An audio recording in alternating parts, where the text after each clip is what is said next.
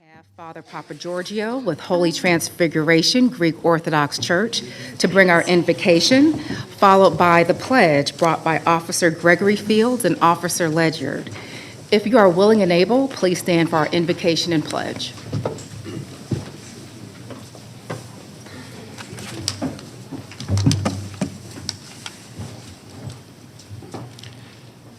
In the name of the Father, and of the Son, and of the Holy Spirit. Amen. O Heavenly King, comfort the Spirit of truth, present in all places and filling all things, the treasurer of blessings and the giver of life, come and dwell in us and cleanse us from every stain, and save our souls, a good one. Holy God, Holy Mighty, Holy Immortal, have mercy on us. We offer thanksgiving to you, O Lord, for all your gifts and blessings. We humbly come to you and ask that you may send upon us your heavenly Spirit to enlighten our hearts and minds. Give us of your wisdom and knowledge. Help us to know your will for your people whom we serve. Guide us in all our decisions to do what is best for them. Help us to shine with your love and compassion. Grant us your peace and your love. Most especially, we ask, O Lord, that you send upon us your healing grace to protect us and heal us from all viruses and diseases that disrupt and threaten our lives. We ask for strength and wisdom for our doctors, scientists, and first responders to the challenge of the pandemic we are faced with. We ask for healing for those who are sick, repose and peace for those who have died, and comfort and consolation for their families. We praise you, we bless you, and we worship you, O Lord. For glorified is your name, of the Father, and of the Son, and of the Holy Spirit, now and forever, and unto the ages of ages. Amen. Amen.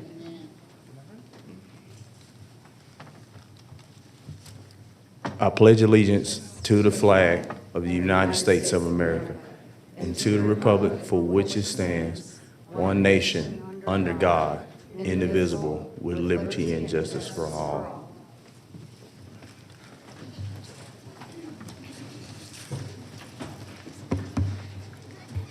Thank you, Father Papa Giorgio, and again to our officers for the pledge. With that, our meeting is now called to order. Our first matter of business is to have a COVID update brought by Cobb Douglas Public Health.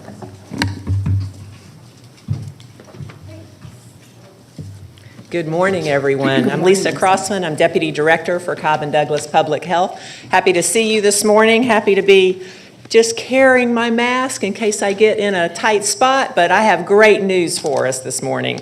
Dr. Memark sends her regrets. She was not able to join us this morning, but wanted me to send her appreciation for continuing to include us as part of your meeting this morning.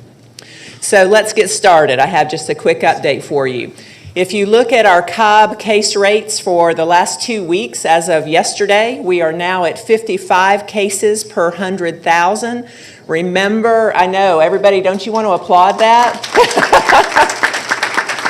So remember that when we got under 100, we were at moderately high. We expect that as we get under 50, that's kind of a moderate level. We expect to reach that this week if all goes well. So the numbers continue to come down. We're so excited about this that we're also looking at the 7-day case rate, which, you know, we want to see trends, so that's why we don't look at individual days. But if we look at the 7-day case rate for the past week, we are down to 25 cases per 100,000. And so that's even more encouraging.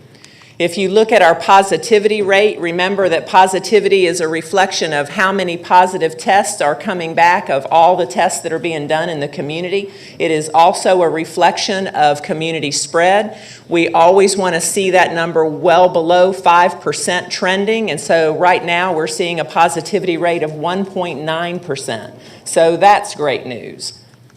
All of our metrics that we're tracking are going in the right direction. We are seeing low to stable hospitalizations. So that's also a good indicator that we're coming out of this. I do want to just continue to be a little bit cautious for those particularly who are in close contact with a high number of people, or for those people who are unvaccinated, that we're still seeing a very high percentage of the UK variant in Georgia and in Cobb County. And so right now, it looks like the vaccinations are protecting us from that variant, but we also just want to continue to be a bit cautious when we're in close confines with folks that may not be vaccinated. So let's talk about our vaccination rate right now. You can always get this from the Georgia Department of Public Health website, or you can link to it from our Cobb and Douglas publichealth.org website. In Georgia, as of yesterday, we had 41% of all of our residents had at least one dose of vaccine. 34% are fully vaccinated right now. In Cobb County, we're trending a little bit above that. We had 44% with one dose and 37% fully vaccinated.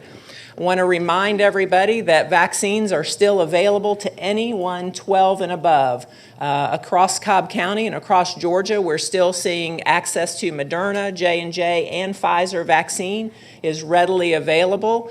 Most locations, including Jim Miller Park, are taking appointments as well as walk-ups without appointments. So we encourage anyone 12 and up to get vaccinated.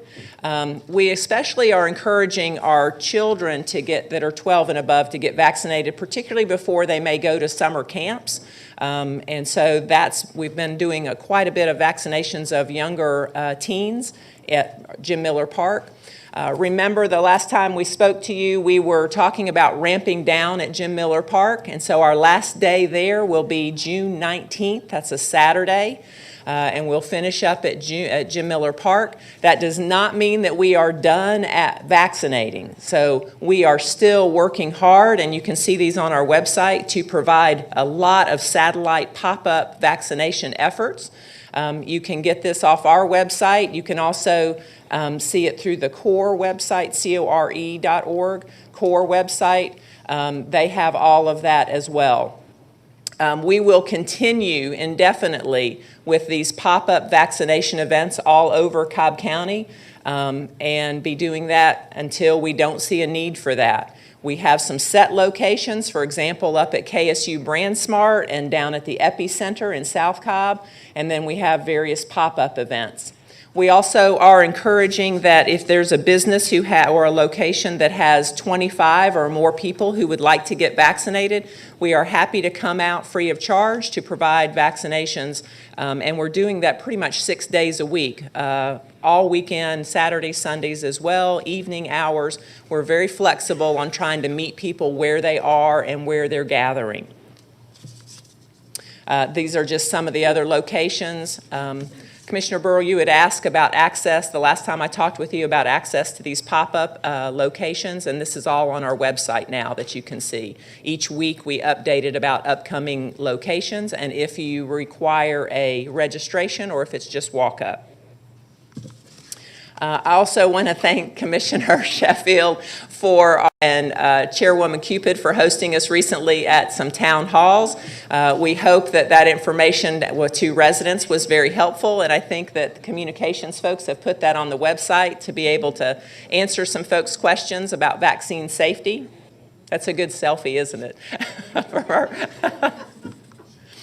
So takeaways. One is that we're so excited about the decline in the COVID-19 case rate in Cobb County and in Georgia overall. We continue to encourage folks to get vaccinated if they are 12 and above. Again, we have access to all three brands of vaccine. I'm not sure we're going to hit the U.S. goal of trying to be 70% of all adults vaccinated by July 4th, but we're going to give it our best shot. So if folks want to be vaccinated, we absolutely have access today if you want to get vaccinated. And I'll stop there and see if you have any questions. Thank you. That was a positive report. It's great to see that rate going down. Do any commissioners have any questions? Commissioner Burrow? Good morning, Lisa. Good morning. What is the percentage of Cobb County residents who have received the vaccine?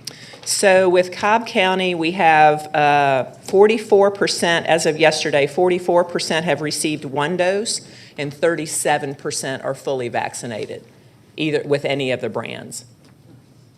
Okay, thank you. That's a little better than the state It is. average. We have been trending pretty consistently a few points above the state of Georgia.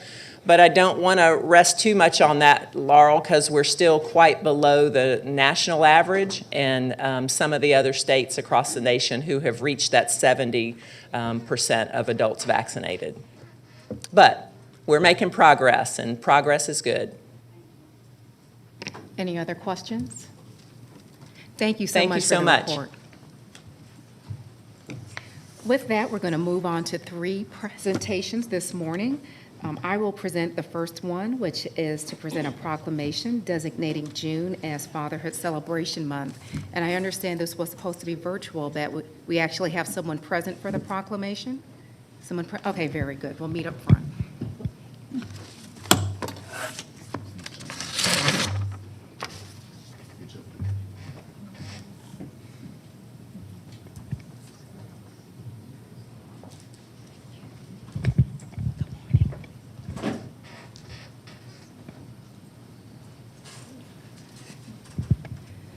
Good morning.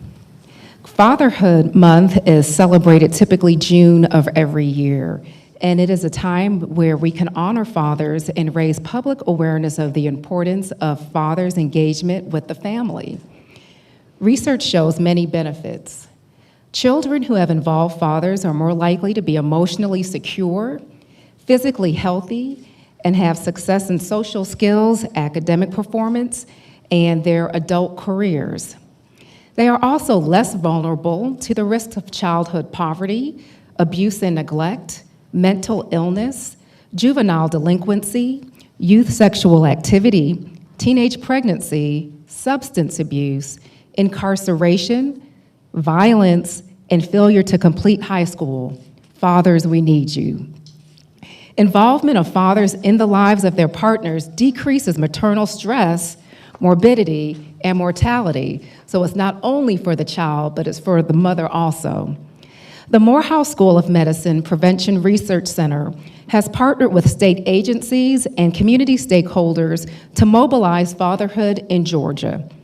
Coalition and community stakeholders are working together to develop a system that serves fathers, mothers, and children. Therefore, we proclaim June as Fatherhood Celebration Month.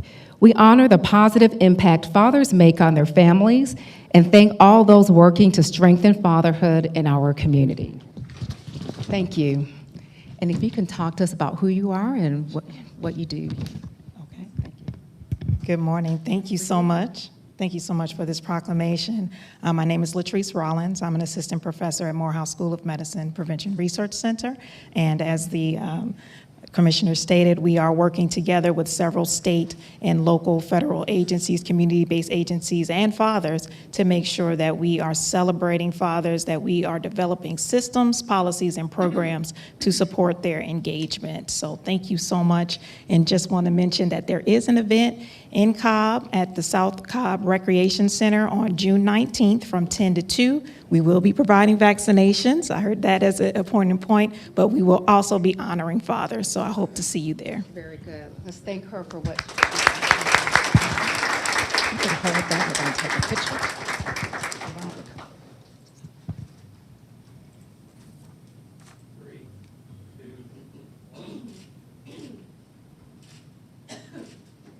Thank you. Appreciate you coming.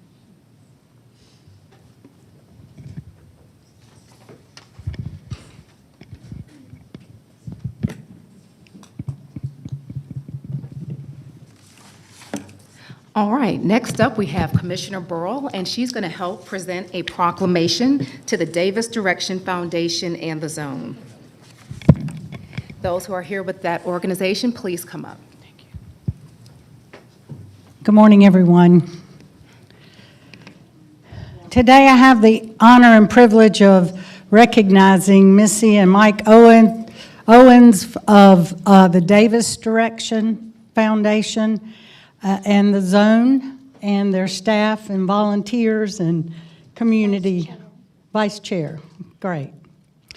So for those of you who don't know, the Zone is a community organization that was started by the Davis Direction Foundation to educate the public regarding the dangers of substance abuse and provide resources needed to address the stigma of drug addiction and promote long-term recovery.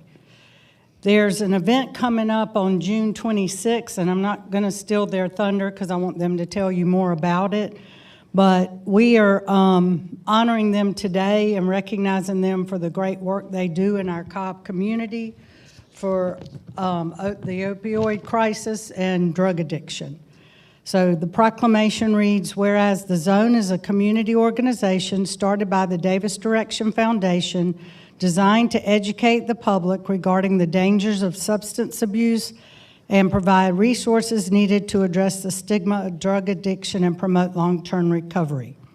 And whereas Cobb County has ranked among the highest throughout the state in the number of overdose deaths for the last 7 years. The Zone provides ways to help fight addiction and fuel recovery for those who need them, including social connections, recovery meetings, recovery coaching, community re-entry, health and wellness promotion. Whereas Beyond the End Zone will be a fundraiser held 3 to 7 p.m. on Saturday, June 26th at Mount Perrin School in Kennesaw to address prevention and education regarding substance abuse disorder among our student population in Cobb County and throughout Metro Atlanta. There will be a pledge, pass, and punt competition, and each student and parent in attendance will be asked to sign a drug-free pledge. And whereas 2 NFL superstars, I'm stealing your thunder, will be attending the event and participating as well as sharing their stories. And there'll also be a auction, Super Sports memorabilia auction, and other activities for you to enjoy. Therefore, we, the Cobb County Board of Commissioners, do hereby salute Davis Direction Foundation, Inc., and the Zone for its substance abuse prevention and education efforts on behalf of our community, bringing hope to those who need it the most by declaring June 26th as Fight Addiction and Fuel Recovery Day in Cobb County, Georgia. This is the 8th day of June, 2021. Would you like to say a few words, Missy? I would. Thank you very much for this. This is really important to us. This is one of the biggest prevention and education events in the state of Georgia aimed at our students. And for those of you who don't know, there used to be this really big thing called punt, pass, and kick. Well, it went away in 2017. They dropped the platform, and so we're picking it up and dubbing it Pledge, Pass, and Punt. So we have categories starting at 5 years old and up, and we already have a little 6-year-old registered, so we're excited about that. And we also have a category for all of you to participate in. So I'm challenging each of these commissioners to get out there, sign the pledge, pass and punt, and let's see what we come up with. We've got all of the local police departments on board. Flynn Brody's in here somewhere. I saw him. He's pledging, passing, and punting. And we've also got the sheriff's office on board, and the GBI's coming to participate. So it's going to be a really fun day, barbecue plate, and then the best part of all is we hear 2 NFL superstars talk to our youth about the perils of drug addiction and how they got into recovery and how they stay there. So please come out on June 26th, the Mount Perrin Church, and you can read more about it at www.davisdirection.org. Thank you. Yes, I do want to introduce the staff. My husband, Michael, and this is Stella Dowling, our vice chair, and then Chelsea Cronin, Daniel Spinney, and Sarah Mangold, 3 of the beautiful faces that you see every day at the Zone. So... And the Cope House will be there as well, which is, you're right, thank you. The Cope House is another effort, a prevention education effort. It's mostly an education effort for adults 18 years old and older to come through. And Daniel, Sarah, or Chelsea will be leading those tours where they talk to parents about what a child's bedroom and bathroom might look like and how to discover signs of early substance use so that we can do very early intervention. Anything else I'm forgetting? Great job. Thank you. Let's get a picture.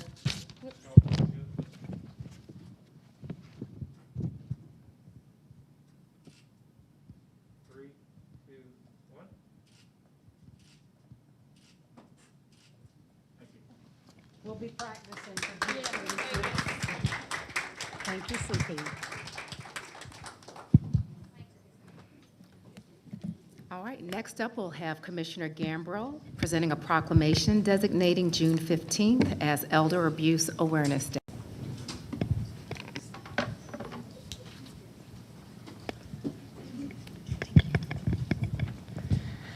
Great, and if I can have Laramie, Cindy, ADA John Tully, Jeff Wood, John Kramer, and Elisa Covarubas join me, please. Oh, and DA Flynn.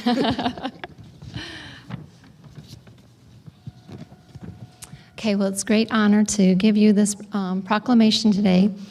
Older adults deserve to be treated with respect and dignity to enable them to serve as leaders, mentors, volunteers, and vital participants, members of our communities, and ageism and social isolation are major causes of elder abuse in the United States, and elder abuse may be physical abuse, sexual abuse, neglect, exploitation, emotional abuse, abandonment, or self-neglect.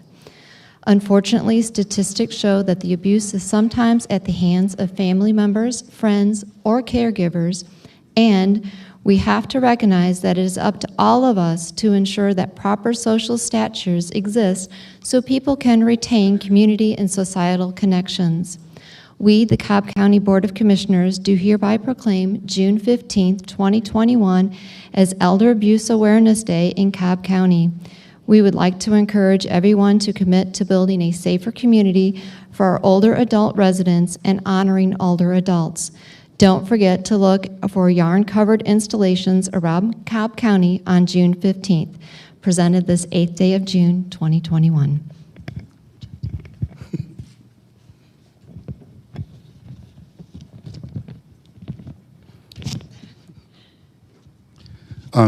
We'd like to thank you for the proclamation and recognizing the importance of Elder Abuse Awareness Day. Let me introduce the people I have with me. I have Cindy Bard, who is our victim witness advocate for elder abuse section. I have Laramie Floyd, who is our Cobb County Elder Abuse Multidisciplinary Team Coordinator. We have Elisa from Live Safe.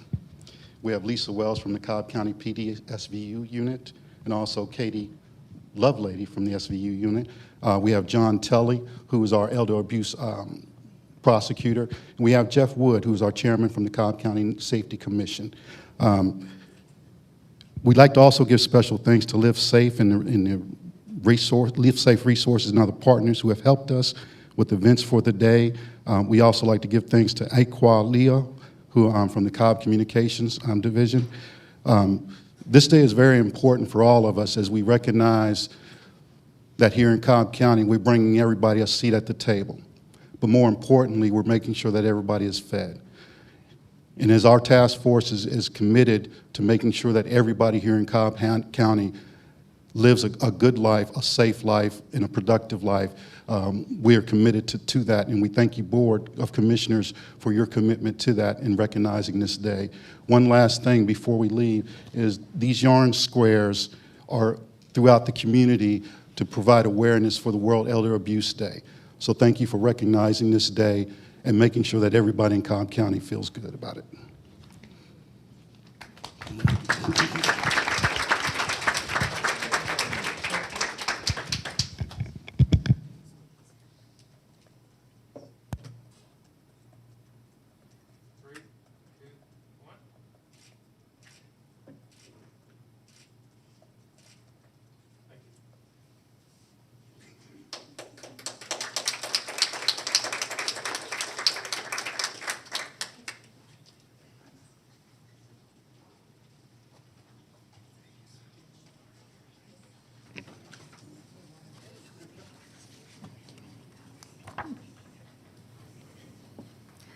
All right, this morning we have a number of public hearings. Our first public hearing will be brought by the Department of Transportation. Good morning, Drew. Good morning. DOT has two public hearings. The first one is we recommend the Board of Commissioners conduct a public hearing prior to expending $100,000 or more to secure transportation planning services for Cobb Parkway at Windy Hill Road grade separation, project number X2540, Austell Powder Springs Trail, project number X2543, and Noonday Creek Trail Extension, project number X2544. Thank you. This morning's public hearing will permit the public to address this specific topic for 3 minutes. If anyone is here this morning to address this particular topic for these projects that were just named by our DOT director, you are more than welcome to come up. So with that, I'll go ahead and open up the public hearing. Seeing there's no one here to address it, the public hearing is now closed. Very good. Our second public hearing is to recommend the Board of Commissioners conduct a public hearing prior to expending $100,000 or more to secure engineering design services for Cumberland Multimodal Segment C, State PI number 0017806, Cobb County Project number TR519. Okay, similar to the last matter, persons desiring to address this particular project can come up and speak for 3 minutes, and there is no limitation on the number of speakers. With that, I'll open up the public hearing. Seeing no speakers, we'll close the public hearing. Thank you. Thank you. We have another public hearing this morning, which will be brought by Community Development.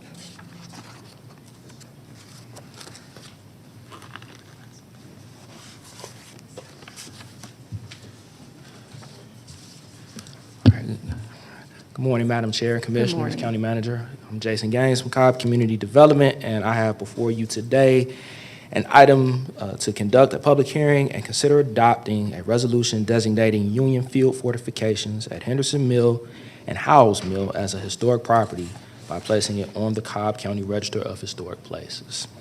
A nomination has been submitted to add this location to the Cobb County Register of Historic Places. The Historic Preservation Planner in the Planning Division of the Community Development Agency has completed research on the archaeological and historic significance of the property. Legal ads announcing the nomination and this public hearing appeared in the May 21st, May 25th, and May 28th editions of the Marietta Daily Journal.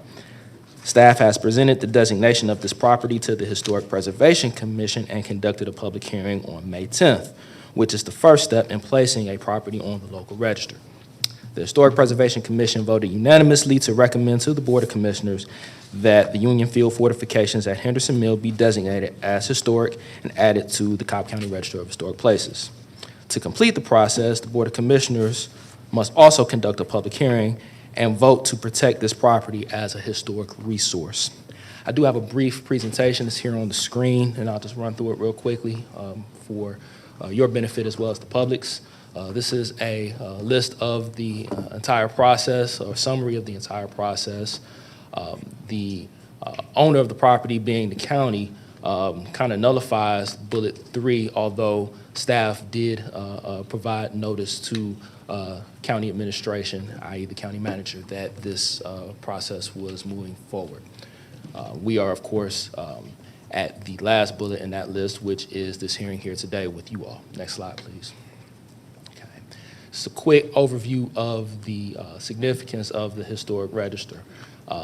Requires a certificate of appropriateness to be issued whenever there are material changes to a property on the Cobb County Register. However, in this instance, since this is county-owned property that's subject to this nomination, the county is exempt from that requirement, so no COA is necessary to make changes on this site, and I'll get into the significance of that here shortly. Next slide, please.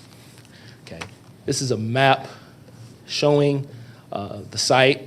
The parcels that are subject to this nomination are highlighted in yellow, And I also have another map that is not part of the presentation. I'll ask Cornelius to pull that up here in a second so you can kind of see the significance that I just referenced on the last slide. So this property is, like I said, owned by Cobb County, and it is subject to a master plan for a parks facility. And this map does not show the entire limits, or it doesn't show or indicate what is part of the parks property, but this next map that I will show you will. So as you can see, the green indicates the parks property, or the property that's subject to the parks master plan. The parcels highlighted in yellow are the ones that are subject to being nominated for the historic register. So out of the 8 parcels that comprise the park property, 6 of them are subject to this request. So if you all approve this resolution, 6 of the 8 parcels would be added to the Cobb County Register of Historic Places. Thank you. Back to the presentation. All right. This is a little bit about the site itself. It's about a little under 24 acres, purchased by the county in segments in 2004 and 2007, listed on the National Register of Historic Places 6 years ago in 2015. It contains 2 Civil War field fortification resources, including several segments of federal infantry trenches and 2 federal artillery redans. Earthworks were built on the site around July of 1864 opposite the Chattahoochee River line. Okay. These fortifications played a major role in the Atlanta campaign. The trench lines and artillery redans are typical of field fortifications built during that era. And the location of the site was Howell's Mill. The property also was the site of another grist mill, likely operated by the Kahili family. Remnants of that include a dam that was built around 1918, and they're still there today. Thanks. Okay, the next couple slides give you a view of the property. It's one of the artillery redans. It's an artillery position. And there's the remnants of the grist mill dam that I mentioned previously. Okay. Just doing our due diligence, coordinating with the Historic Preservation Division at Georgia DCA. They support the nomination of this site to our local register. As I mentioned before, this is the second of 2 public hearings today, the first of which was held by the Historic Preservation Commission back on May 10th. And as I said, their vote was unanimous to recommend to you all today approval of this nomination and adding it to the local register of historic places. All right, next slide. And that is all I have today, and at this point I would ask Madam Chair to open the public hearing. Thank you. Similar to the prior 2 public hearings, if there's anyone who would like to address this particular matter, you are able to address the board for 3 minutes, and there is no limitation on the number of speakers. With that, I'll go ahead and open up the public hearing.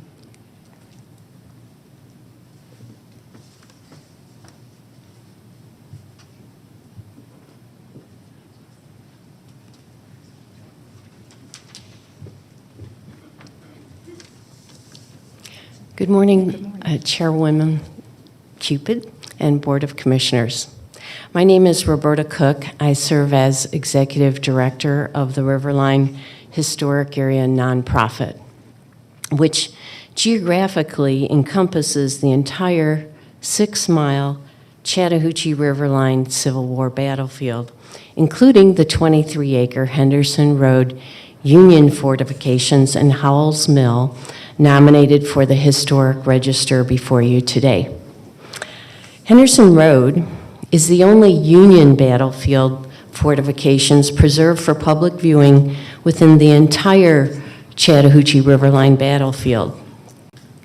Henderson Road complements the nearby Cobb County 80-acre Discovery Park, which contains the opposing Confederate Riverline fortification. Both parks are on the National Register of Historic Places, and once Henderson Road is added to the Cobb County Register, they will both be recognized equally. The following are some thank yous followed by a request. Thank you to Faith Ann Fletcher, who's in the audience today, for submitting the Historic Register nomination and following its progress. Thank you to Mandy Elliott, the Cobb County Historic Preservation Planner, for writing a comprehensive justification report for the fortifications in Howells Mill. Thank you to the late Cobb County Commissioner, Woody Thompson of the 4th District, for initiating the purchase of 7 of the 23 acres along Henderson Road in 2004 with the Governor Barnes Green Space funding. And the last thank you is to the Cobb County taxpayers who voted for the 2006 park bond, which financed the additional 16 acres of historic woodlands at Henderson Road. In closing, Cobb County has been a steward of this historic passive park for more than 14 years. So finally, here's the request. Last year, the Board of Commissioners approved a master plan for the Henderson Road Park. Although we're here to support the Historic Register nomination, I would like to use this occasion to encourage your funding of that master plan so the public can access and appreciate this nationally recognized historic treasure at Henderson Road. Thank you. Thank you.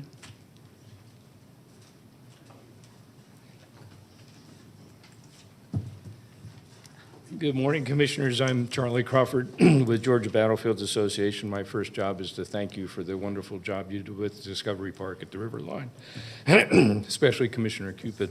Earthworks need all the protection they can get. This is an example of a situation where the other part of that artillery redan was destroyed in 2004 when the public shopping center went in the stormwater runoff took that other part of the redan. Confederate things these days are toxic. We don't have that situation here. It's a United States Army position, and so I'm speaking in support of adding this to the Cobb Register of Historic Places. Thanks. Thank you. Are there any additional speakers? With that, we'll close the public hearing. This matter is not just for a public hearing, but the board is also asked to consider adopting a resolution. Will you Yes, ma'am. present that? Yes. Okay. All right, so the board should have in their packet a resolution of the Cobb County Board of Commissioners to approve the nomination of Union Field Fortifications at Henderson Road and Howells Mill to the Cobb County Register of Historic Places. It's going to be on page 64 of your agenda book if you want to look for it.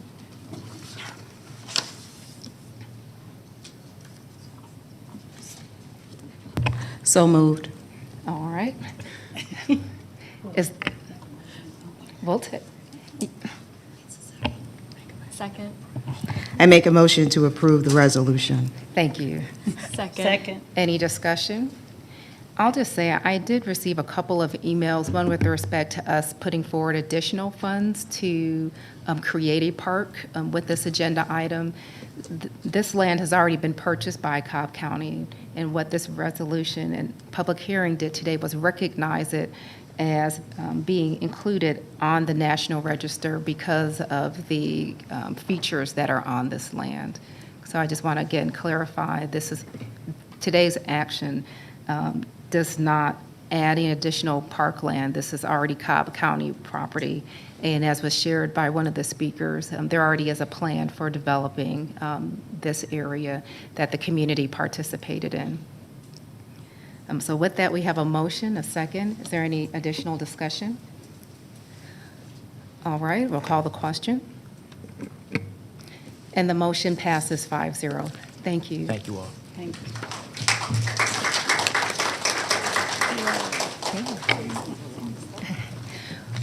All right, next up, we are going into public comment.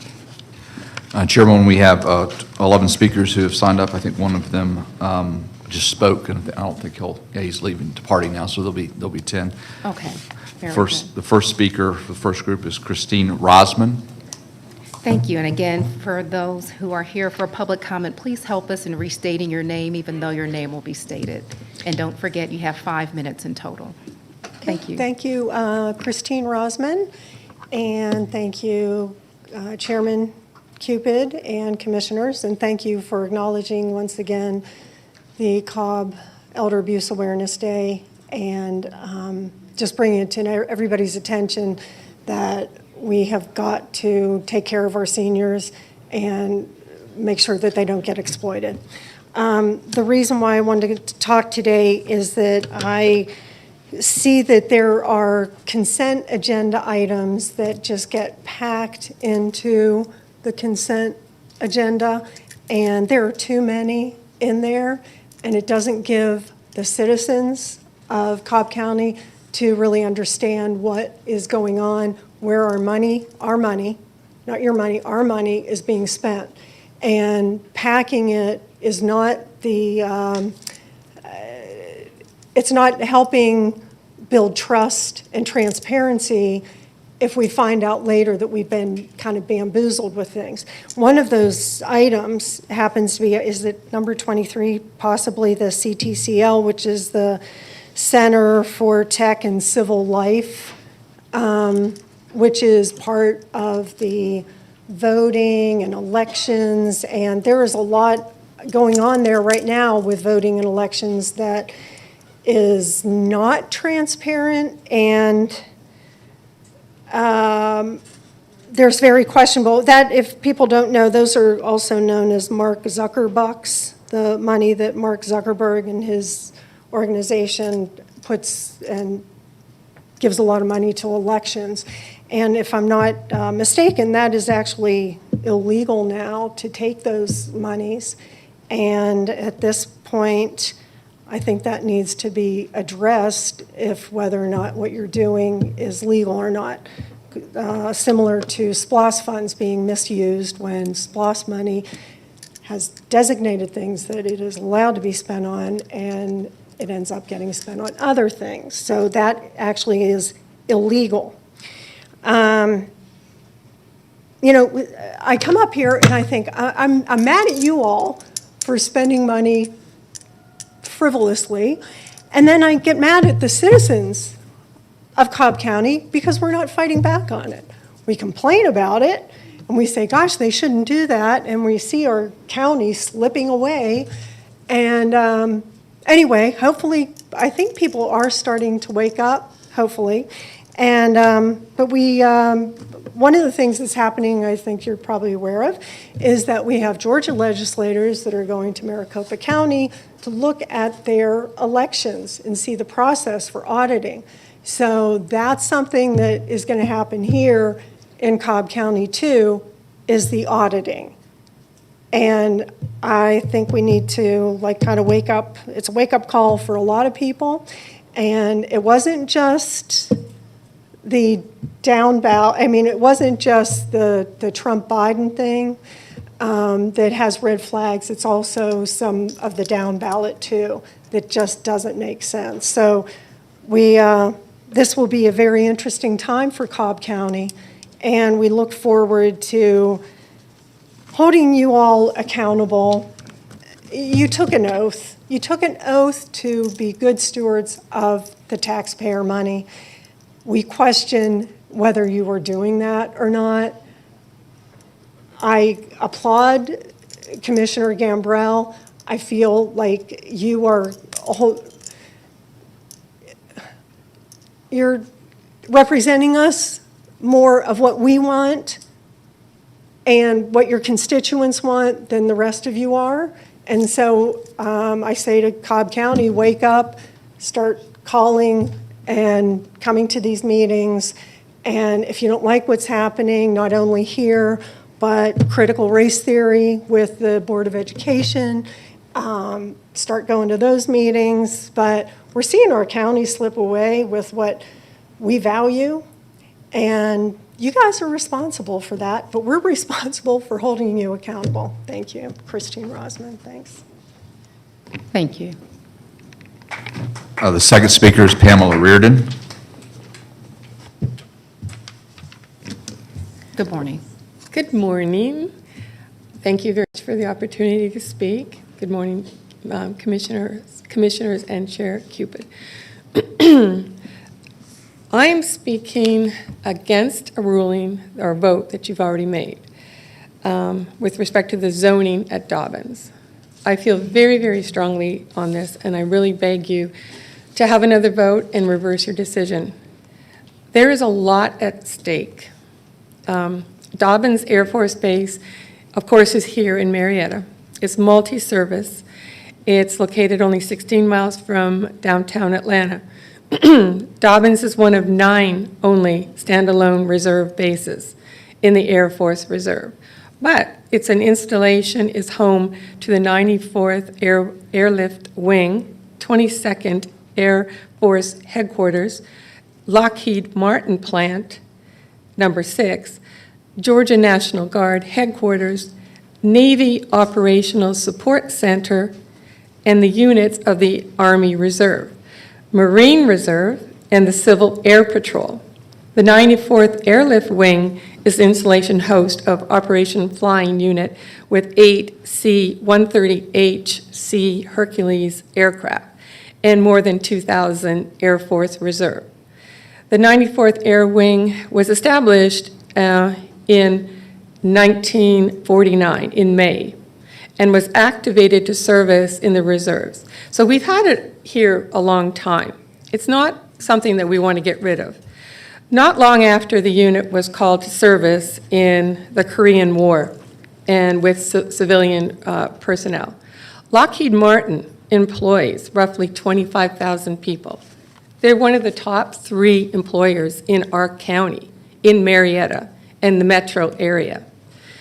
They are integral part of our home here in Cobb County. I have many friends who work there. And if this is going to be in jeopardy because this condo unit community is going to be built in the secure area where they're not supposed to be built, and what happens if there's a problem? What happens if BRAC, B-R-A-C, comes back and we lose Dobbins?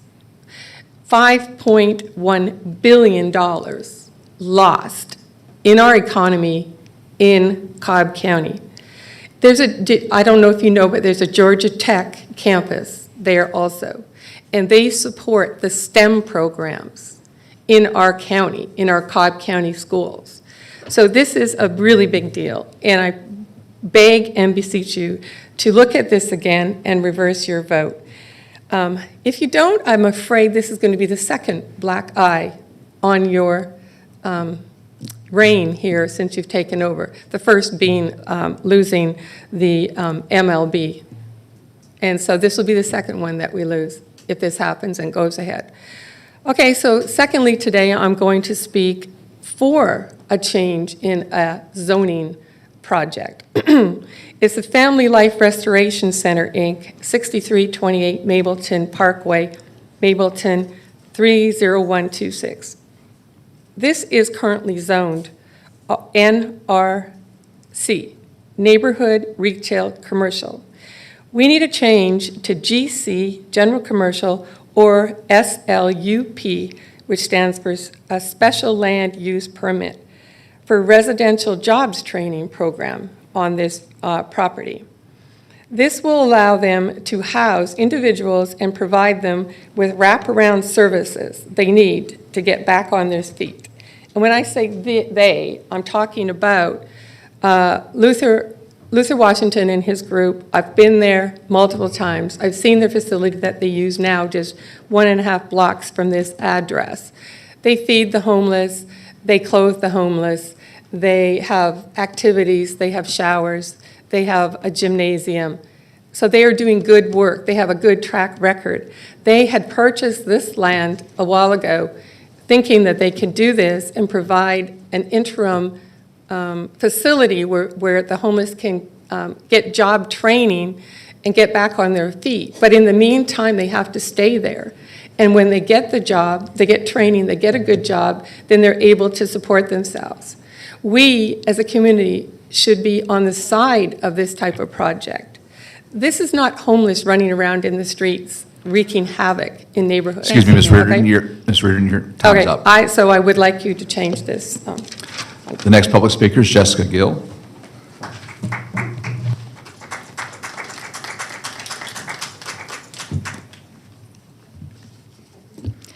Good morning, Chairwoman Cupid, Commissioners, and County Manager Dr. McMorris. My name is Jessica Gill, and I'm the CEO and Executive Director of Habitat for Humanity of Northwest Metro Atlanta. CP's finding my slides for me, so I'm going to keep going. This month, we celebrate 35 years in this community, and we hope to be here for as long as it takes to make sure every individual and family has a safe, decent, attainable place to live. What you may not realize is that we are an annual recipient of the Community Development Block Grant funding, and we are the only nonprofit entity that receives housing and urban development funding in Cobb County for new construction. There is a lack of affordable housing in Cobb County due to the county's population growth and influx of higher-priced housing construction. This has created a high demand on a limited affordable housing supply and a corresponding increase in the cost of rental and sales housing. And we know the need is there. We need fairness across districts. Our zip codes, where we live, shouldn't determine our success in life. That's why we need to make sure that all communities have the critical resources they need, like good homes that people can afford. In 2020, the Cobb County Community Development Block Grant Office produced the Cobb County Analysis of Impediments to Fair Housing Choice, to research, analyze, and identify prospective impediments to fair housing choice, and to suggest actions that the county can consider in working towards eliminating, overcoming, or mitigating the identified impediments. And I'm sure you all memorized this document. I'm going to remind you and the public of some of the impediments and then the solutions that are in this document. Next slide. The first impediment is there's a lack of affordable housing. That's a little obvious. The goal is to increase the supply of affordable housing by new construction and rehabilitation of various types of housing, which is affordable to lower income households. Next slide. Second impediment, there's a lack of accessible housing. And this problem's been in Cobb County since the supply of accessible housing has not kept pace with the demand caused by the increase in the percentage of elderly persons in the county and the desire of disabled persons who want to live independently. And the goal here is to increase the supply of accessible housing by new construction and rehabilitation of accessible housing for persons who are disabled. Third impediment, next slide. There's barriers limiting housing choice. There are physical, economic, and social barriers, including older and inaccessible housing, credit requirements that prevent all residents from obtaining mortgages, and concentrations of poverty and racial or ethnic minorities in Cobb County, which limit housing choices and housing opportunities for low-income households, minorities, and the disabled members of the county's population. The goal here is to eliminate these barriers and increase housing choices and opportunities for low-income households and members of the protected classes throughout the county. Impediment 4, next slide. There's a lack of fair housing awareness.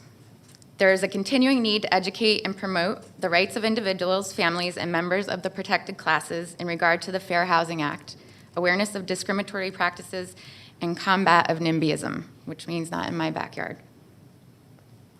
We want to improve knowledge here and awareness of the Fair Housing Act, related housing and discrimination laws and regulations so that residents in Cobb County can affirmatively further fair housing and eliminate the negative attitude of NIMBYism.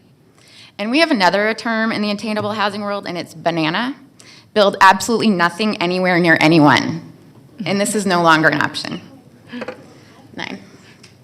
There are solutions that are working in communities locally and nationally that have been cited in the Cobb County analysis, and this was last year, and so we can achieve this with your help, and I'm just going to remind you of those strategies. Support and promote sound planning principles and make revisions to land development and zoning ordinances to eliminate exclusionary zoning, which restricts the development of affordable housing. Educate residents and local officials to eliminate neighborhood misconceptions and combat NIMBYism. Provide financial and developmental incentives to private developers and nonprofits to construct and/or rehabilitate affordable housing. Increase the supply of accessible housing by new construction and rehabilitation of accessible housing for persons who are disabled. Support and promote the development of affordable housing in areas of opportunity where minority and low-income persons and families may reside. And we want to promote and support the development of affordable housing for minorities and low-income households who are being forced out of their homes and may not have housing resources to relocate. And finally, this is a really easy one. Sorry, your time has run. Okay, thank you. Thank you. Stephanie Williams.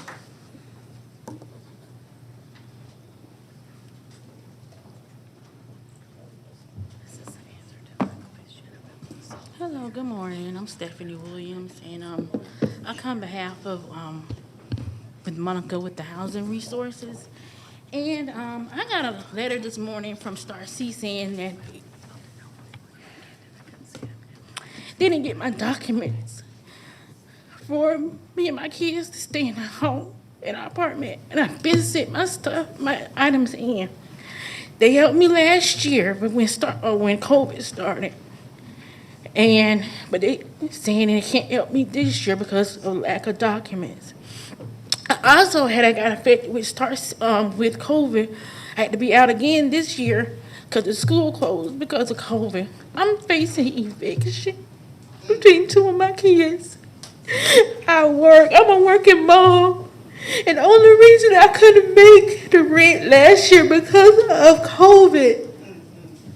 It isn't that anybody can be in this situation. I went to school, I went to college, I work at the hospital. I didn't make the money to be able to afford my rent because of COVID. I'm speaking of any woman who has kids who living by themselves and trying to make a living. I also have to pay daycare. I pay $800 a month on daycare with 2 kids. It's hard. And I'm speaking on any woman, any single woman in here on the behalf, just please help us because we really need it. And I'm just here to just let you guys know that I've done all I can to get help for me not being evicted. And I just hope that y'all can just put aside some type of funding or anything that could just speak on behalf of women with kids, because we really need it. And that's all I have to say. But I just hope y'all guys just really help, because I got these 2 kids, and if I get evicted, it's gonna be hard for me to find another place to stay. I would have to put the apartment in my mom's name because I would have an eviction on my history. So I'm just asking, have Star C just give us the help, just to put me on the right path, so I can just start a good life for my kids and be able to have affordable housing. And that's all I have to say. Denise Stroman.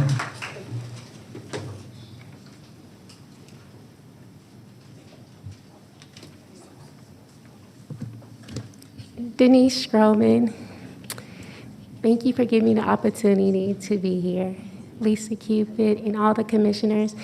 I've been staying in Cobb County for 10 years, which I've grown to love.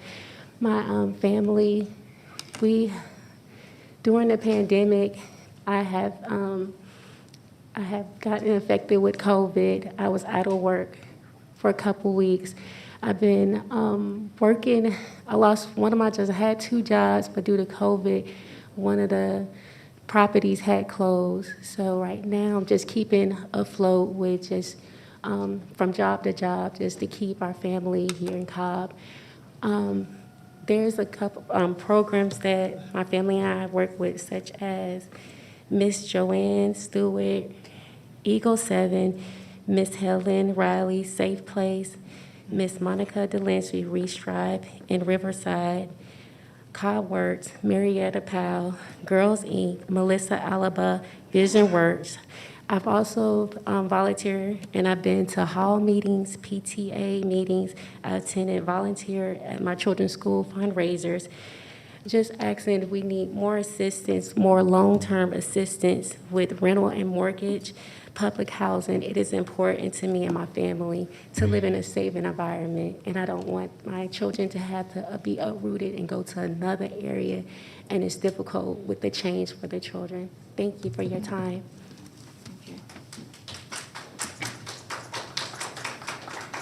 Kamisha Muhammad.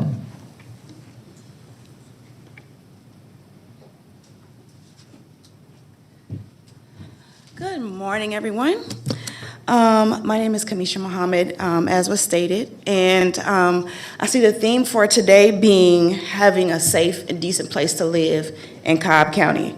I moved here in 2012. I've been in Cobb County since then. My children have gone through the schools in Cobb County, and right now I live in what's called Midwood Riverside, which was formerly Sterling Riverside Apartment Homes. I've been there for a year.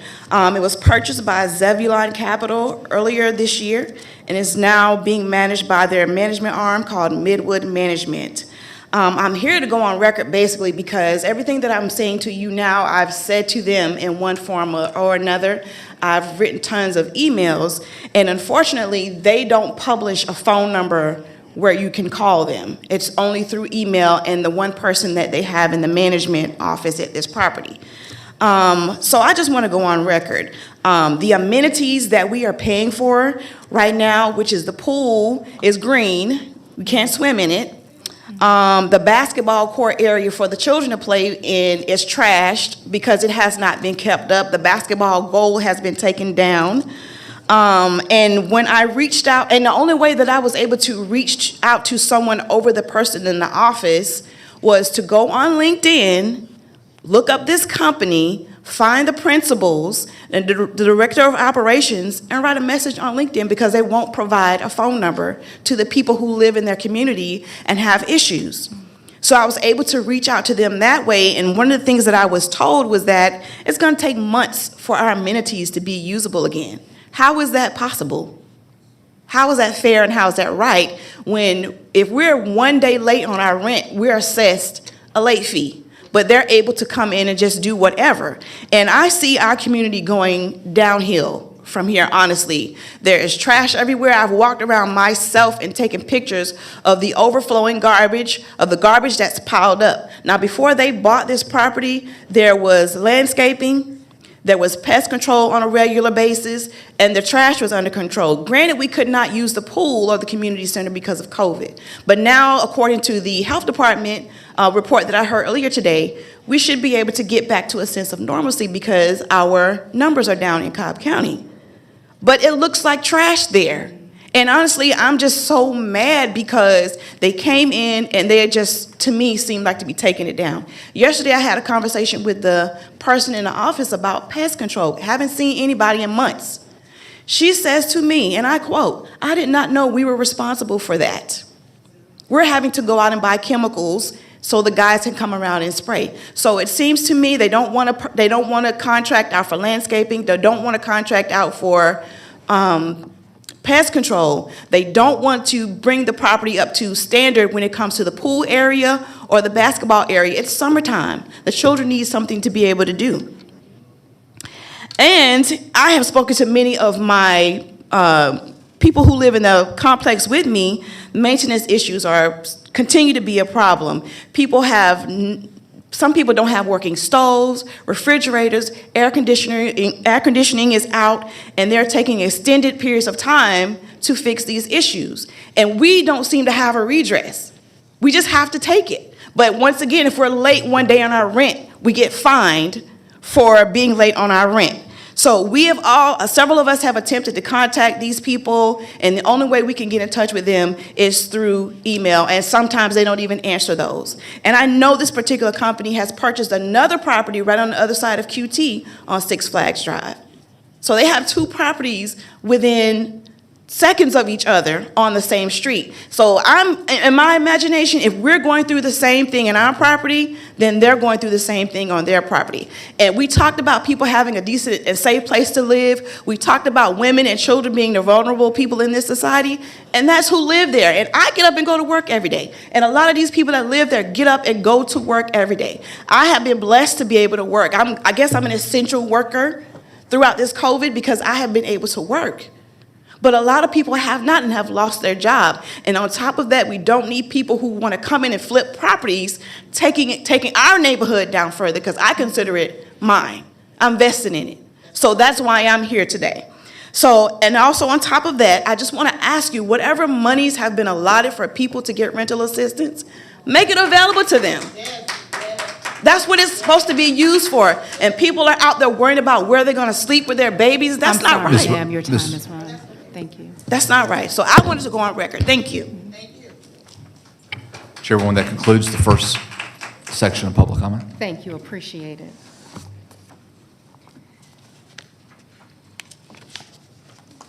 Again, just want to clarify for those who speak at public comment, we don't address comments from the dais.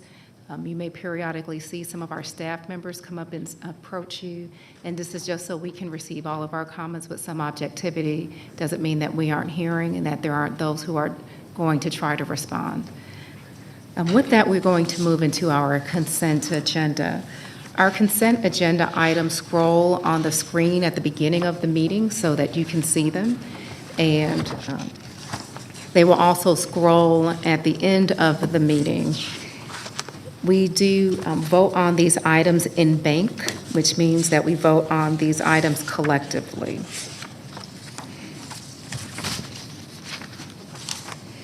And so I will move that we approve the items listed on the consent agenda. I believe there have been no revisions, and to authorize execution of the necessary documents by the appropriate county personnel. Is there a second? Second, and discussion. Yes, please. Thank you. Yes, thank you, Madam Chair. Yesterday at work session, with regard to number 23, the Board of Elections software purchase, I did want to clarify, because I did ask that this was in compliance with Senate Bill 202 that has passed, and it does not conflict with Senate Bill 202. The use of this automation software and equipment for absentee ballots was allowed before, and it still is under the new bill. I just wanted to clarify. Thank you, Commissioner. Is there any further discussion on the consent agenda? I cannot support items number 31 or 32. Okay, the clerk can note that. Are there any additional questions, Commissioner Burrow? Yeah. Mm-hmm.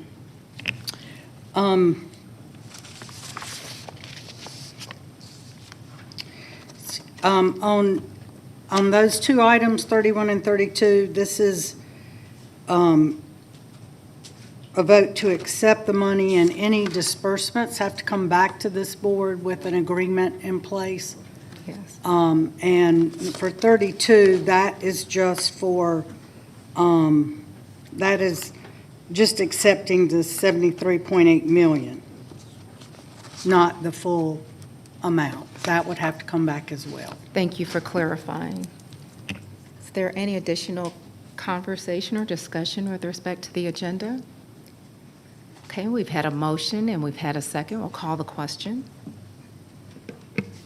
The motion passes 5-0, and again, recognizing Commissioner Gambrell's opposition to items 31 and 32.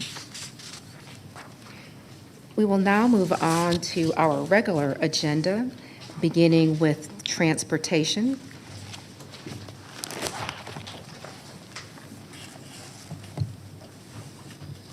Good morning. Good morning. Drew Ressler with Cobb DOT. We have 4 items for board's consideration on the regular agenda today. First item is to recommend the Board of Commissioners approve change order number 1 to the contract with Exceller Construction, a no-cost time extension through August 31st, 2021 for Bells Ferry Road at Turner Dixon Road, project number D6040. Yes, Commissioner Burrow. Motion to approve. Second. Any discussion? All right, we'll call the question. The motion passes 5-0. Thank you. Our next item is to recommend the Board of Commissioners amend a previously approved action determining that circumstances were such that it was necessary to proceed with condemnation proceedings by declaration of taking under OCGA Section 32-3-4 on 5 parcels on South Barrett Reliever Phase 3. All right, again, Commissioner Burrow. Motion to approve. Second. Any discussion? Call the question. And the motion passes 5-0. Thank you. Our next item is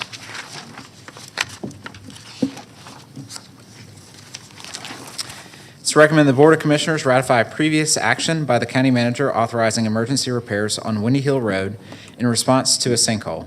Approved project number X2298 to the 2021 countywide unit price contract with Butch Thompson Enterprises in an amount not to exceed $272,930.75 for said repairs. Commissioner Richardson. So moved. Second. Any discussion? All right, we'll call the question. The motion passes 5-0. Thank you. Our final item is to recommend the Board of Commissioners approve an intergovernmental agreement with the Georgia Department of Transportation for Acres Mill Road Managed Lanes Access, Phase 2, State PI number 0015051, Cobb County Project X2410. Authorize payment to the Georgia Department of Transportation in an amount not to exceed $4 million for construction of Phase 2. All right, Commissioner Richardson. So moved. Second. Any discussion? I'll call the question. And the motion passes 5-0. Thank you. Thank you. We are now moving on to our Parks tab. We have Director Brantley. Good morning, Chairwoman, Commissioners. Good morning. Madam County Manager. Our item this morning is for the Board of Commissioners to approve a contract with Integrated Construction and Mobility Incorporated for construction services related to park improvements at Old Clarkdale Park under the 2016 Park Splash Program. Old Clarkdale Park is a 6-acre park located in the historic Clarkdale Mill Village, one of the last developed factory towns in Georgia. The village is listed on the National Register of Historic Districts. The 2016 Park Splash Program identified several improvements to be made to the park, including the addition of restroom structure, pavilion, playground, walking trail, community garden, stormwater detention, and additional landscaping. Therefore, we ask the Board of Commissioners to approve a contract with Integrated Construction Ability for improvements to Old Clarkdale Park in an amount not to exceed $1,141,698.52 under the 2016 Park Splash Program, authorize the corresponding budget transactions, and further authorize the chairwoman to execute the necessary documents. Commissioner Sheffield. So moved. Second. Any discussion? All right, we'll call the question. The motion passes 5-0. Thank you. All right, we now have 2 appointments in our next tab. The first one is for Commissioner Gambrone. Thank you, and I would like to announce the reappointment of Forrest Shealy to the Transit System Advisory Board. Thank you, Commissioner. And I have the next one to announce my appointment of Jennifer Mosbacher to the Board of Elections and Registration. Okay. And we are now to our second public comment. Yes, Chairwoman, the first speaker in the second section of the public comment is Ms. Chin.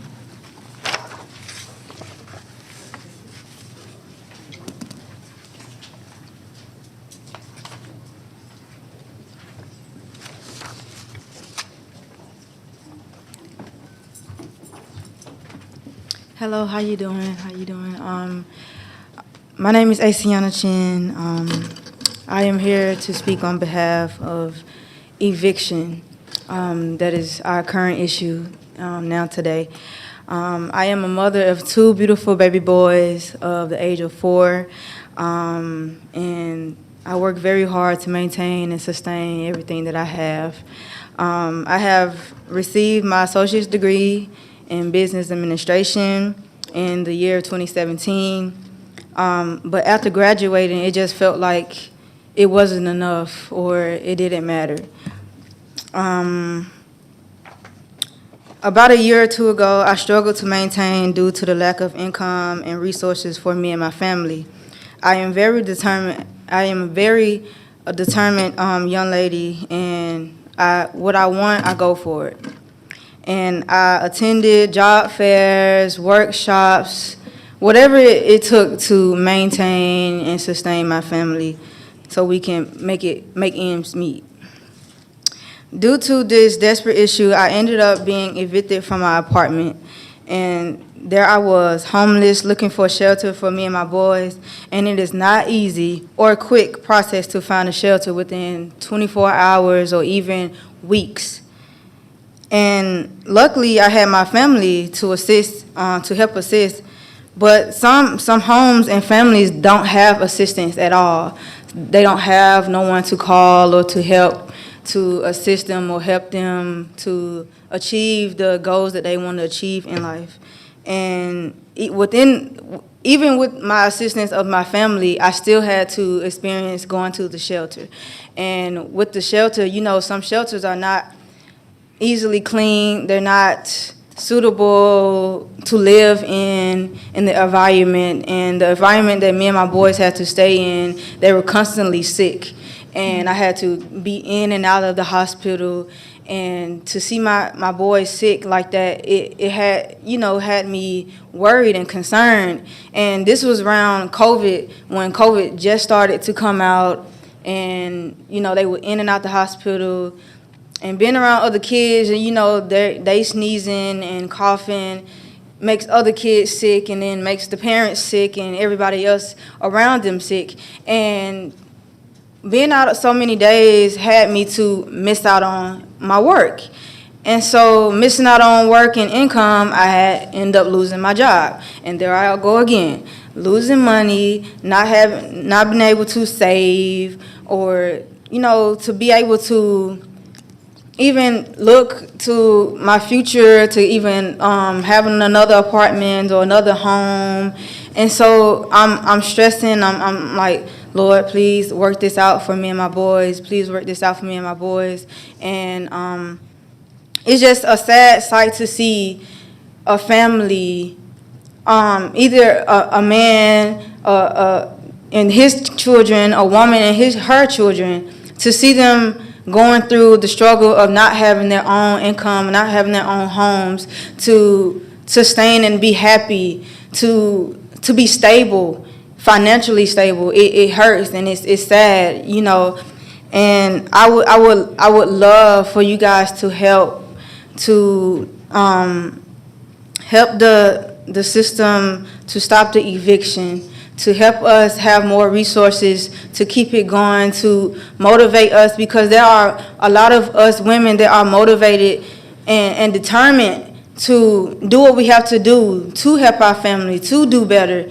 And it hurts because we work hard, but then, like she said, if we are late, we are fined. And what if we don't have that income and things are not fixed on the terms that we need to progress? What are we going to do? So it hurts and it makes us feel bad, but we really do need your help. And to see other families go into the hospitals and seeing that they need the help really hurts. And I wanted to give my situation, because I was in that situation, and it can happen because anything happens. At any point in time, I could be right back into the hospital, and where am I going to have the money to pay for my rent? Ms. Chin, your 5 minutes are up. Thank you, appreciate it. The next public speaker is Nicole Smith.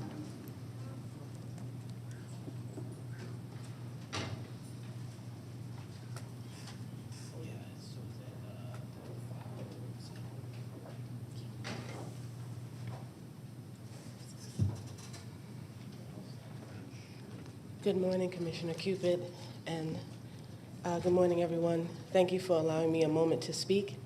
My name is Nicole Smith. I reside in Smyrna, just down the street from Truist Park. I came up here to speak about evictions.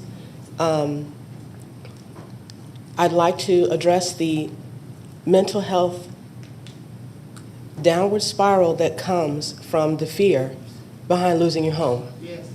As a little girl growing up, I lived in the projects. You think I'd stay in the projects because it was secured housing. We ended up losing it. That was my first eviction. I was 12.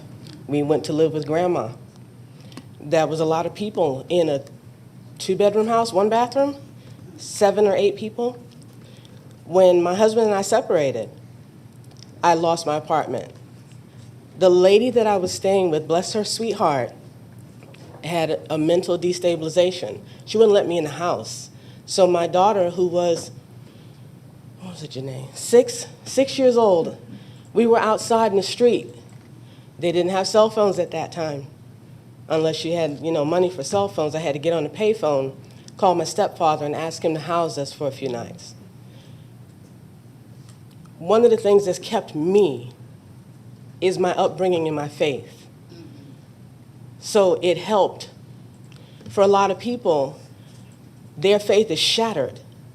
When you look at your children, you don't know where their safety is going to come from. When you look at the fact that you're running around with a shopping bag, not even a suitcase, to carry your belongings. The mental health toll is extravagant, and it is being ignored. There are people who are getting put out, and, you're in a panic. You don't know where you're going to go. You don't know what you're going to do. So you're desperate. And when you're desperate, you have desperate actions. These things need to be addressed, and I believe that the Commissioner Board, Cobb County, has a unique advantage to be leaders, to show other people that it's not just about, oh, are we supposed to have this landlord, house these people and they're not doing anything? Maybe the landlord can offer a free session at a therapist. Maybe the landlord can say, I have contacts. I know some people who can employ you. That's some of the things, some of the solutions that come to mind. But the mental toll on people dealing with this is extravagant, and we need not ignore it any further. I know that you guys have a huge job in front of you. These problems are not new. That's the only difference. They just became more advanced and urgent in the last year. The people who are throwing people out into the street, who are using their legal power to make people's lives worse, they need to be held accountable. We need to call them into question. Should they even have property at this point? I live in an apartment complex that has a huge outreach program, but in my apartment, I'm dealing with the smoke detectors. They haven't replaced them. We just got the sink fixed, and I've been a tenant there for over 10 years. And I pay my rent, thankfully. I haven't had that sort of financial distress. But we need to take these things into account and come with solutions for those things. I do thank you for your time. I do truly appreciate all of the good work that you do. But please, if we can come to some solutions a little bit quicker, because time is not on our side. Thank you and blessings. Susan Miller.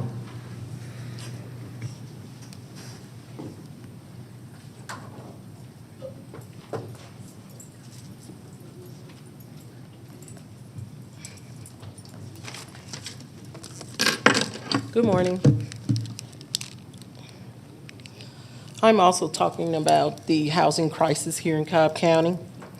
I had initially sent an email to Chairwoman Cupid, and I just truly hope this is given the passion when it comes to considering everything that everyone is speaking about when it comes to the issue of housing. This is definitely an emergency issue. When I or we come to speak at the community board meetings regarding our personal experiences in attaining affordable housing here in Cobb County, it is non-existent. This is a dire emergency for myself and other low-income families, especially for Black and brown women with children, and men also.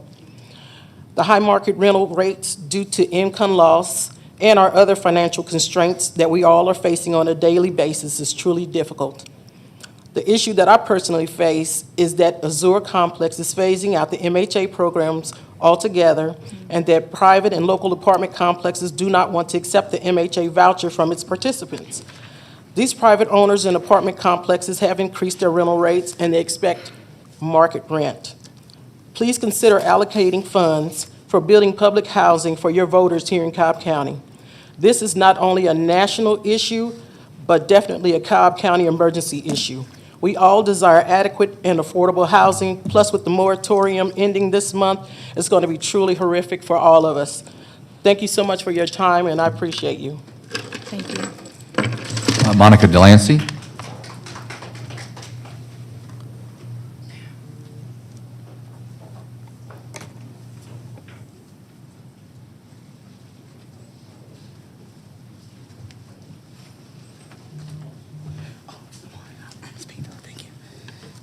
Good morning.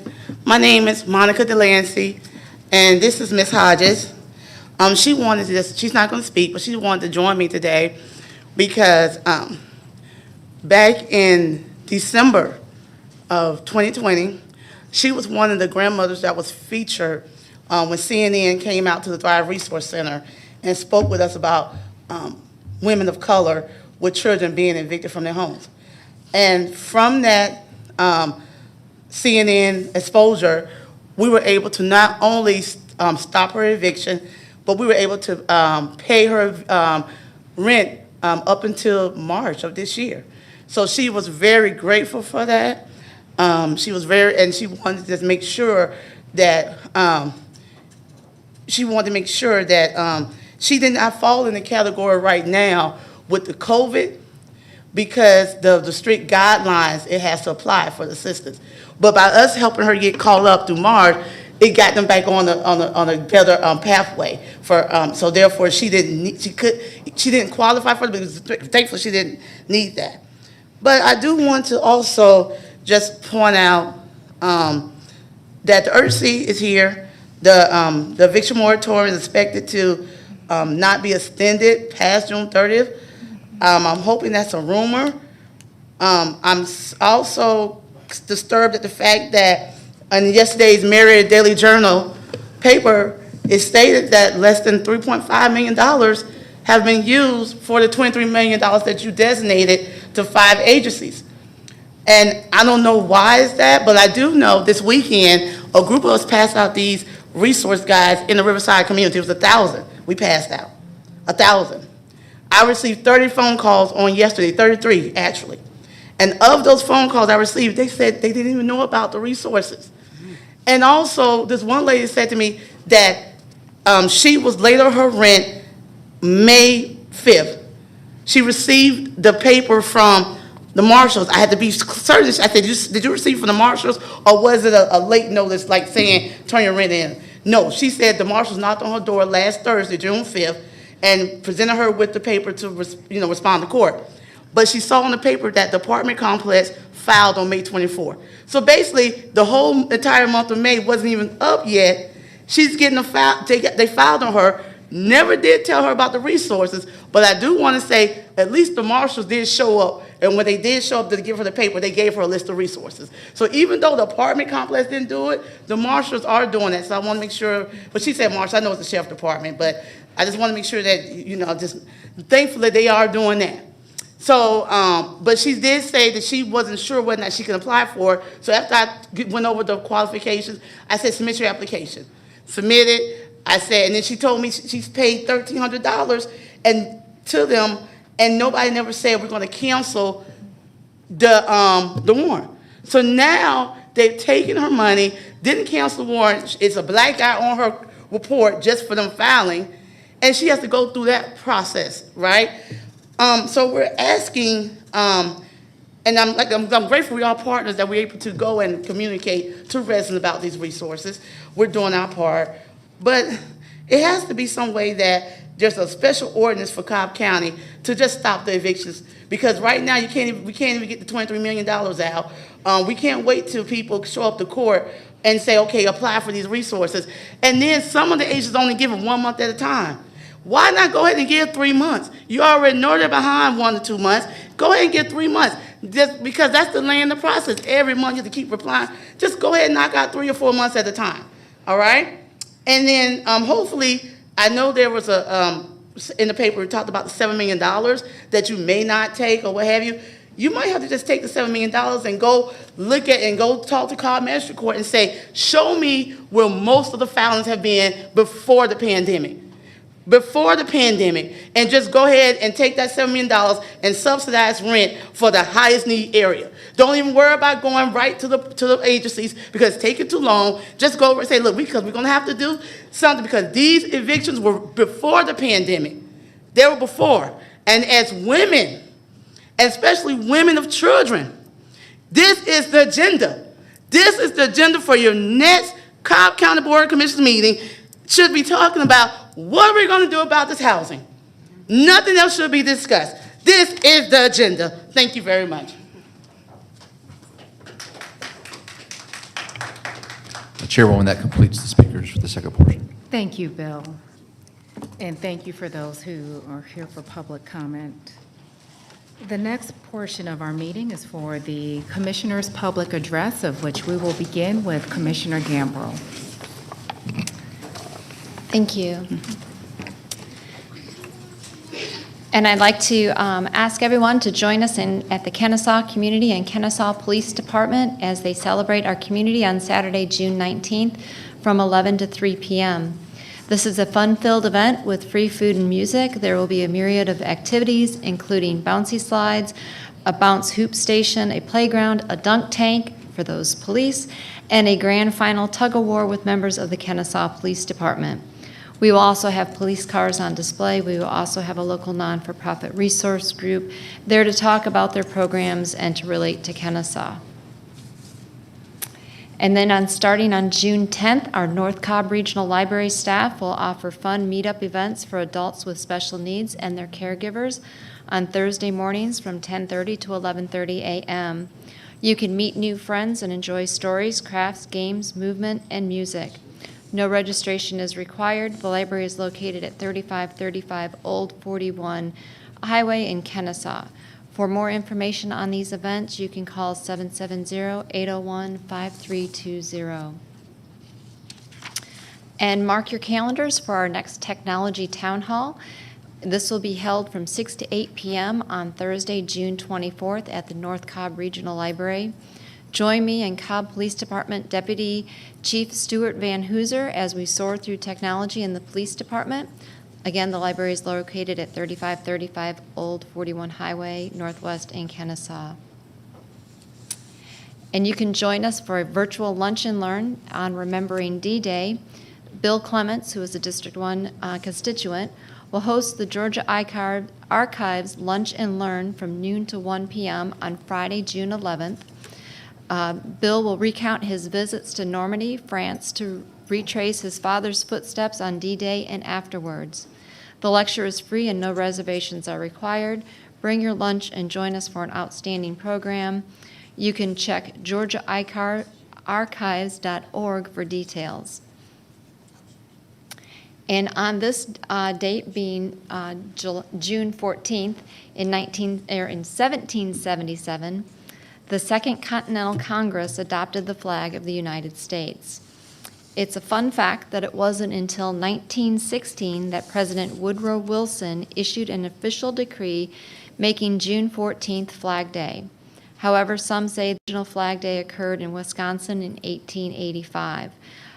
Bernard J. Sigrand, a school teacher, began the practice of celebrating the flag's birthday. He assigned his class to write essays about the flag and its significance. Thank you. Thank you, Commissioner. Commissioner Richardson.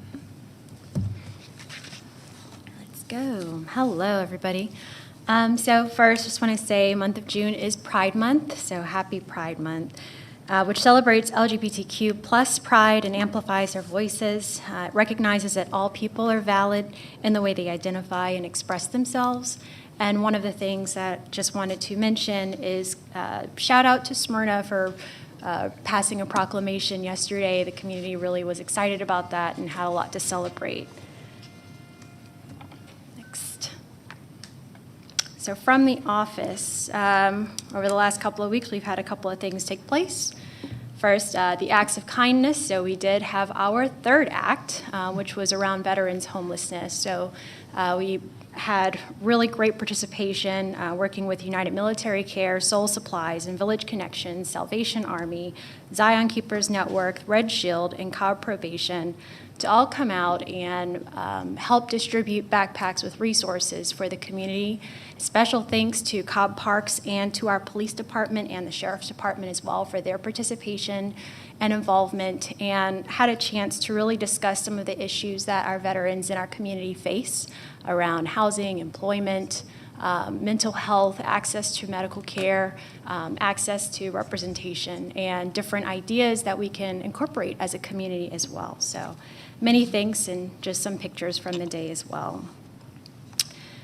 We also had our CTP Town Hall, capped off the end of the month. Really encourage everyone to continue to voice your thoughts and opinions with regards to our comprehensive transportation plan, but special thanks to Cobb DOT and Cobb Parks for successfully hosting this and making sure that everyone was able to ask a lot of questions and contribute meaningfully in that session. As for something to look forward to, so previously we had our community huddles where we introduced the different members of the cabinet. We have finished introducing some of those members, and now we will be going into the normal cadence of community huddles where you can talk about anything.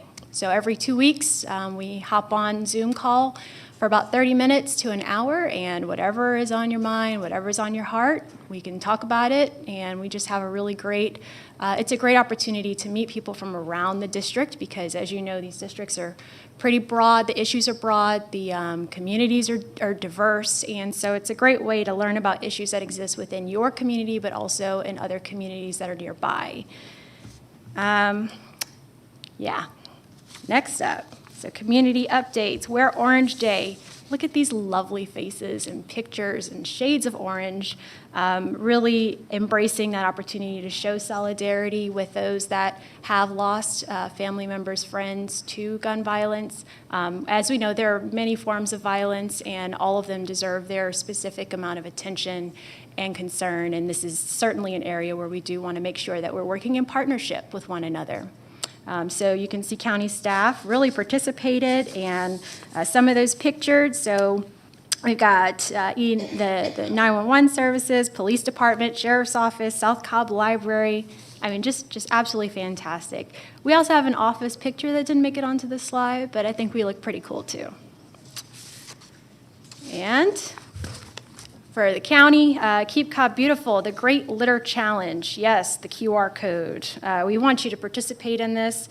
We want to make sure, so that the idea behind this is that it's to encourage residents and businesses of Cobb County to take action against litter in our community by taking steps such as signing our litter pledge, sign the litter pledge, sign the litter pledge, cleaning up litter around Cobb, and growing the movement by sharing these things on social media. We can all do our part to make Cobb County a greener, cleaner place to live.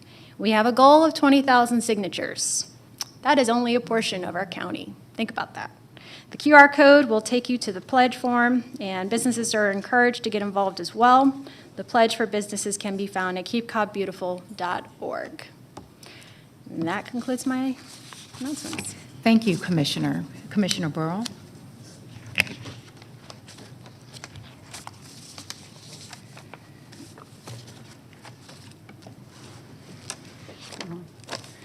Thank you. On Saturday, I, along with my honorary commanders, classmates, and alumni association, were honored to attend the ceremony to honor Colonel Craig McPike on his promotion to the rank of Brigadier General He is our base commander at Dobbins, and it was a very moving ceremony and very inspirational. So we'd like to congratulate General McPike on his much-deserved promotion. It's with great sadness we lost a dear friend and a wonderful vet and our veterinarian in our community. Dr. Michael Good was regarded by almost all that knew him as a selfless servant of animals in need and of the people in this community. He died at his home Friday, May 28th. Dr. Good was the owner of Town and Country Veterinary Clinics with multiple locations in Cobb County. He also founded the nonprofit education and rescue organization, Homeless Pets Foundation, as well as the Underhound Railroad, an initiative that transports adoptable pets to states in the Northeast that have more demand for adoptions. And they're often from kill shelters in the South. Through the two organizations' works, thousands of animals have been adopted and many saved from euthanasia. He also frequently hosted low-cost vaccination clinics for pets and served as the on-call veterinarian for the Atlanta Braves Bark in the Park Day, when dogs are welcome to the ball game. He will be missed by two- and four-legged beings, and our heartfelt condolences and sympathy go out to his family and the staff at Town and Country Vet Clinic. My dogs have been patients of Dr. Good for 20 years, so he will be greatly missed. The Northeast Cobb Business Association, our 6th annual 5K9 is coming up this Saturday. I know a lot of you have registered from our police and sheriff and the DA's Swift Justice team to run. There also this year will have vendors selling goods for your fur babies. So we ask that you register online and come out and enjoy the fun.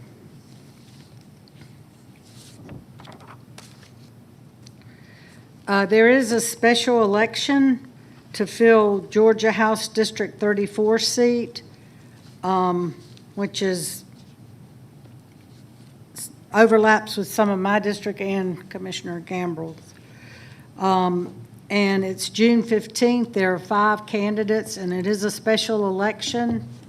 So we ask that you get out and vote and exercise your right. You can early vote this week through Friday at the North Cobb Regional Library and Cobb County Elections and Registration, the West Cobb Government Center. There's no voting on Monday, June 14th, Flag Day, but you can go to your precinct on June 15th. Finally, Schweitzer Library is reopening. Actually, it's already reopened June 1st. It's been a long-awaited event, and we will be having a ribbon cutting on Wednesday, June 16th at 11 a.m., and we hope you will join us. So come see the new and improved Schweitzer Library. The next How to Do Business with Cobb County Government, the virtual Lunch and Learn series, will feature our transit department through DOT, and it is also Wednesday, June 16th at noon. You can register at cobbcounty.org/doing-business. And then to stay updated on county events and District 3 happenings, be sure and sign up for the newsletter. That's all. Thank you. Thank you, Commissioner. Commissioner Sheffield? Thank you, Madam Chair.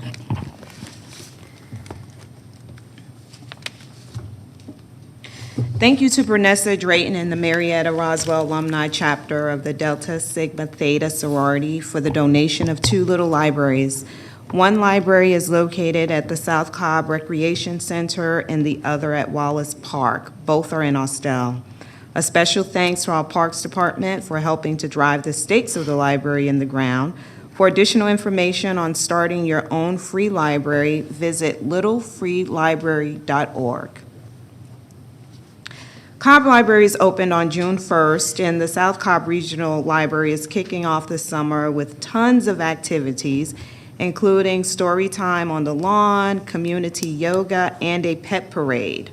Virtual activities are also available. Please visit cobbcounty.org for a list or schedule of activities. Join Cobb County Water at its District 4 summer community events. There are 4 events scheduled for the month of June. My personal favorite is the Rain Barrel Make and Take Workshop. Rain barrels are a great way to help improve local water quality, and every gallon collected is 1 less running off of your property, which apparently is becoming a huge issue countywide. The Mableton Farmers Market has opened and kicked off its 11th season at the Mabel House Complex and will run through August 12th. The market will operate every Thursday from 8:30 a.m. to 12:30 p.m. Along with a wide variety of tasty, good-for-you produce grown by local farmers, there will be fresh baked items, local honey, eggs, locally made hand jewelry, blade sharpening services, and cooking demonstrations. Demonstrations will show visitors quick and easy ways to prepare summertime meals using fresh produce that the market has to offer. Join the Trust for Public Land in June for its Riverland Rambles. Riverland Rambles are walks along the Chattahoochee River to discover the bold vision of the Chattahoochee Riverlands. Volunteer guides will lead you to points along the Riverland showcase sites where the Trust for Public Land in Cobb County will build a 3-mile section of main stem greenway trails, trailheads, overlook, and other amenities. The new development will provide new opportunities to live, work, and play along the Chattahoochee. The tour has been met with a great deal of enthusiasm from the community, but it is limited to 20 attendees. Please visit Eventbrite for additional information and to reserve your tickets. And finally, join us for our monthly In the Zone meeting. The meeting is scheduled for Wednesday, June 23rd at 7 p.m. Our monthly zoning meetings are a great way to learn firsthand about zoning applications and potential development in your community. Please email deidre.watts@cobbcounty.org for the meeting link. Hope to see you guys there. Thank you, Madam Chair. Thank you, Commissioner.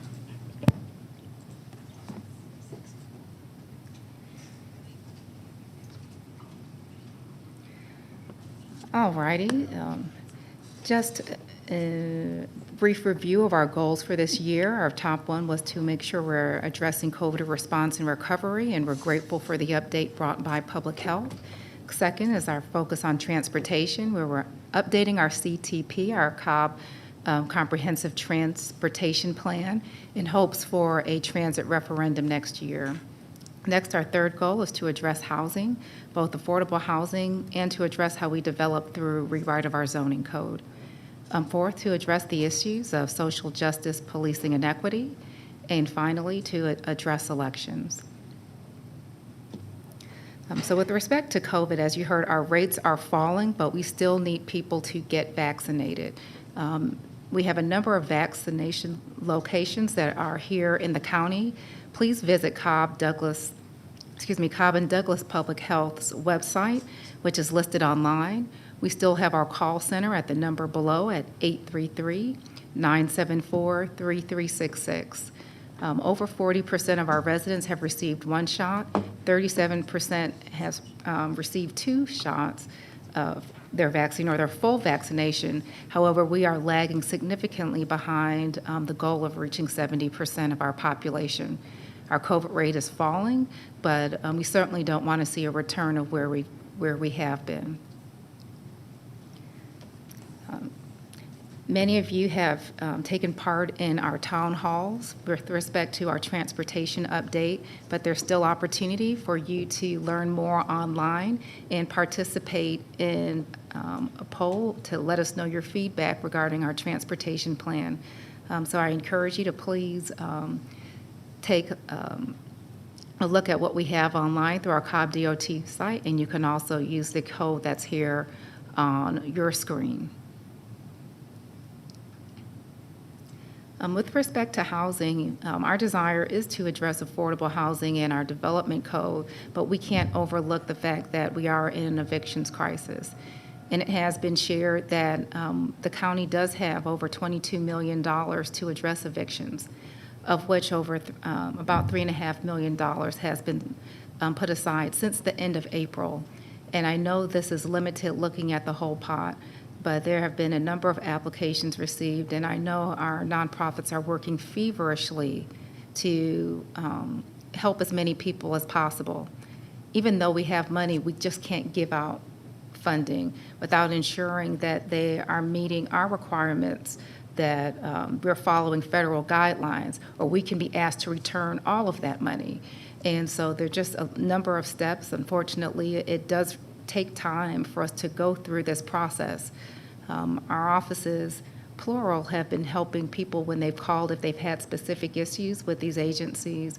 And again, I know some of our staff members have addressed some of our speakers here today.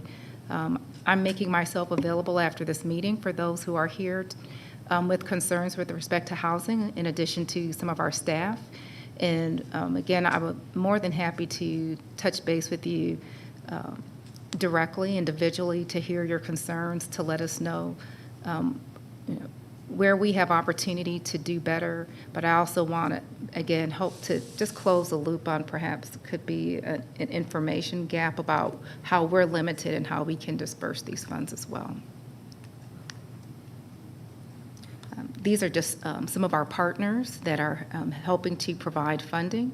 And some of these are familiar names that have been helping our residents even before the pandemic as they've had issues with housing.